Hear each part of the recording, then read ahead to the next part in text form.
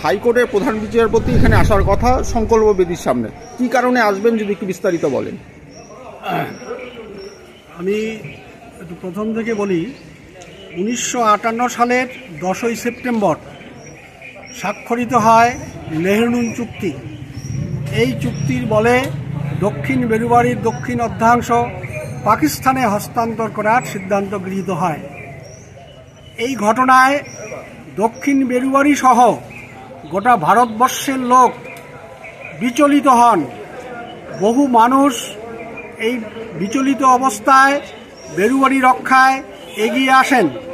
তাদের মধ্যে কলিকাতা হাইকোর্টের অ্যাডভোকেট অমর প্রসাদ চক্রবর্তী 1958 সালের 3রা অক্টোবর বেরুবাড়ি রক্ষায় তিনি মামলা করেন এবং 1959 সালের 22শে মার্চ সর্বদলীয় যে ঐতিহাসিক প্রতিবাদ সভা এখানে অনুষ্ঠিত হয়েছিল, সেখানেও তিনি উপস্থিত ছিলেন।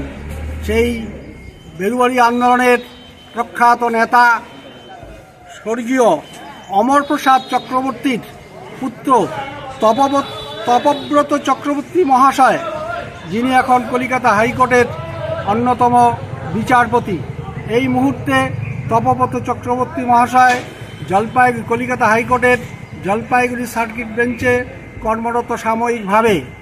ওনার এই জলপাইগুড়ি আসার পর এই বেরুবাড়ির কথা জেনে শুনে তিনি তার পিতার যে আন্দোলনের ক্ষেত্রভূমি, সেইখানে যে সংকল্প বেদি প্রতিষ্ঠিত রয়েছে, সেই সংকল্প বেদি তিনি আজকে দর্শন করবার জন্য এবং আমাদের দক্ষিণ বেরুবাড়ির যে উত্তরবঙ্গের একমাত্র শক্তিপীঠ তিস্রতা মহাপীঠে তিনি পদার্পণ করবেন।